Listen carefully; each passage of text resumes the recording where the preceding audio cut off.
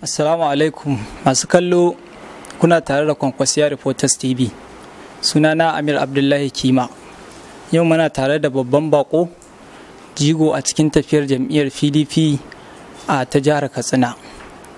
A ranka ya daɗe, ko za ka iya gaya mana sunanka da kuma mukaminka? To, assalamu alaikum wa rahmatullahi ta'ala wa barakatuhu. Ni dai sunana injiniya Dr. Mutakar Rabi Darma, kuma ɗan jam'iyyar PDP ne a jihar Katsina. Ni ne secretary na Elders Committee na PDP na Katsina State, kuma ni ne chairman na Elders Committee na PDP na Katsina Local Government. Kuma ala ubangiji subhanahu ta'ala ya sa ni a zaman da nake yanzu malami ne mai koyarwa a jami'ar Bayero da ke Kano, kuma ina da wurin taimaka ma al'umma wanda ake kira Pleasant Library and Book Club, wanda ake kira PLBC. Wannan shine ni kowa ne. Mun ji an ce za ka taimaki ɗalibai musamman wajen ɗaukan nauyin karatunsu kamar yadda gidauniyar injiniya Dr. Rabi Musa Kwankwasa ta yi. Ranka ya daɗe, ko me ja hankalinka? To ba ni zan taimaka ma ɗalibai ba, zan ɗauki ɗawainiyar su. A'a, gidauniyar Rabi Musa Kwankwaso ita ce za ta taimaka ma alwajirai ta ɗauki ɗawainiyar su, kamar yadda suka yi a Kano, kamar yadda na ji shi Rabi Musa Kwankwaso ya faɗa cewa zai yi a jihohin arewa gaba ɗaya. Shi ne na kira mutanenmu na jam'iyyar PDP na ce, to kun ga wannan gara ba sai kada mu bari ta kuɓuce mana. Wannan mutumin zuciya shi ta ta'allaka ga taimakon al'umma, shi kuma ɗan siyasa mai son ya taimaka ma al'umma, to taimaka mai za a yi ya taimaka ma al'ummai, saboda daga yau ba wanda ya san abin da zai faru gobe. Shi yasa muke bukatai kamar yadda suka yi gidauniyar Kano suka tallafa ma yara suka tafi suka yi karatu wani wuri, mu ma ya taimake mu ya zo Katsina a gidauniyar Kwankwasiya ta Katsina State, wadda za mu taimaka ma yara 'yan jihar Katsina su je su yi karatu, ko da ba mu samu suka hita ƙasar waje ba, a ɗauki yara masu ƙwazo da hazaƙa daga makarantun gwamnati a kawo su makarantun kuɗi waɗanda za a yi ba su kulawa ta musamman da karatunsu.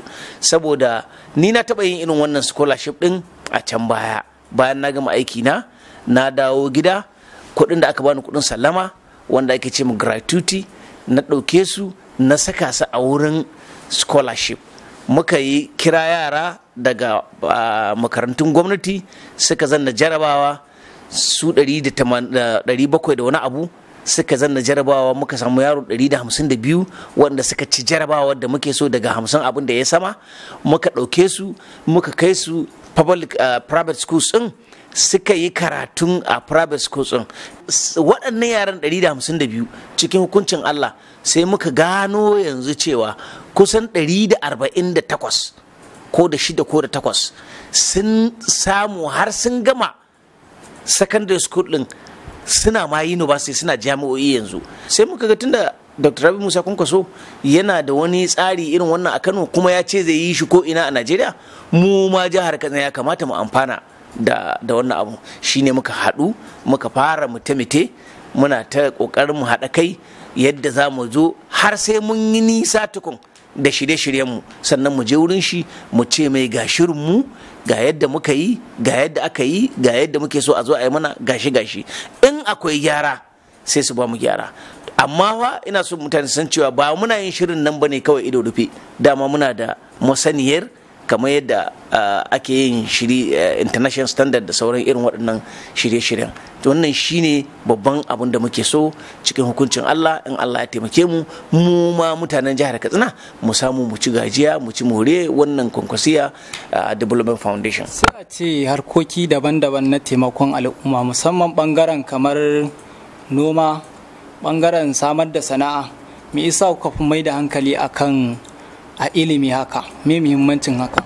To na farko dai ina so in tabbatar maka da cewa dan adam baya zama dan adam sai yana da abubuwa guda uku: lafiya, sai kana da ilimi, sai kana da wata ƙwarewa.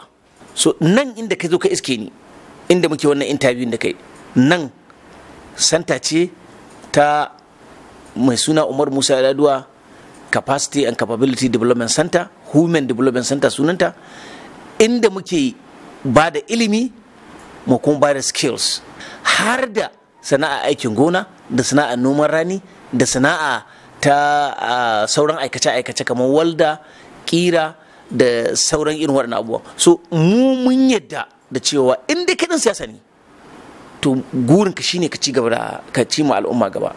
So ilimi ba ɗan adam shi mai da ɗan adam ya zama mutum shine rayuwar ci gaba. Kuma ni na lura na gane Malam Rabi Musa Kwankwaso, Dr. Rabi Musa Kwankwaso, shi gurin shi kenan na ci gaba da taimaka ma al'umma. Kwarai da gaske ra'ayi na zo irin nashi. Ina son mutane su gane wani abu. Dan siyasa, in dai dan siyasa ne, to ku kyala dan siyasa mai neman mukami. Duk dan siyasa wanda shi kawai gurin shi ne mai neman mukami, ko sawu ya kawo kuɗi, ko wani kaza, ko kawai gurin shi ne. Of course this siyasar duniya da ma mukami ita ce neman ita ce tushen siyasa. Amma mai wanda kawai zuwa shi zai yi ya nemi ya samu mukami, to in yi ka bashi mukamin kuka za ka da shi wallahi. Rabi Musa Kwankwaso ni na yadda ya ɗauka a zuciyar shi cewa babu ɗan iska, duk ɗan adam yana da karama wadda ubangiji subhanahu wataala ya bashi. Shi yasa yake ɗauko 'ya'yan talaka yana neman mai da su daidai da 'ya'yan mutanen da ke kallo 'ya'yansu ne kawai 'ya'yaye.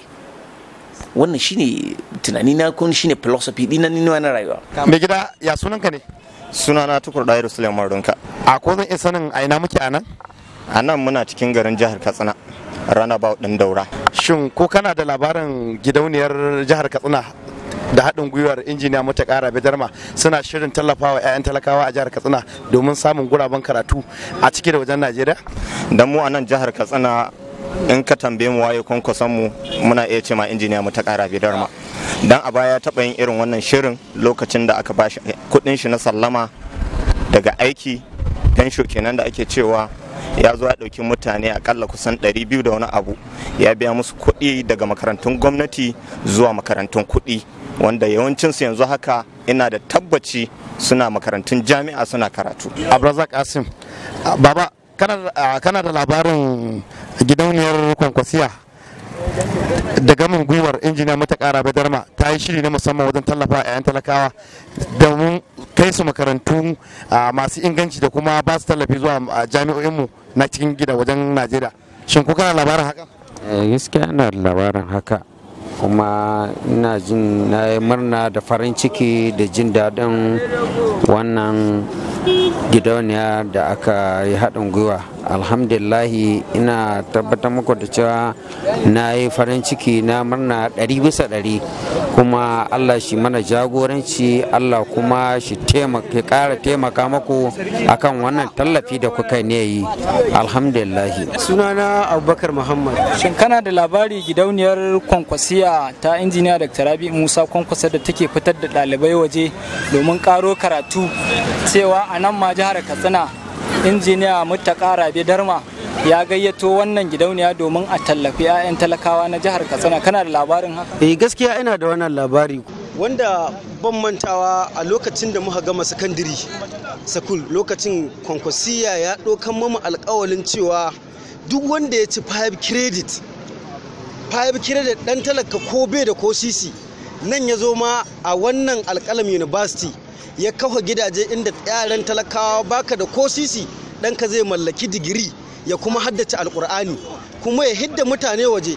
Saboda yanzu ginin na nan ana amfana da shi, ko gwamnati bata ɗauki yara suka zo suka karatu alƙalam ba, duk wani ɗan Kano nan indijit idan ya zo wallahi nan yake kwana, ga ruwa ga sola ga wurin cajojin waya, yara su samu ilimi mai inganci. Kuma zaka gama wannan makaranta zaka haddace alƙur'ani, wanda duk wani ɗan musulmi ya hidda shi waje. Sannan kuma waɗanda suka fita waje, akwai waɗanda suka je suka wo orthopedic, yanzu su ne suka dawo Najeriya suna taimakon mutane. Kun ga ta wannan hanyar gaskiya mu mun ji daɗi, saboda ko ba mu samu ba ɗan uwanmu ya samu, to ta haka insha Allah za a taimaka mu.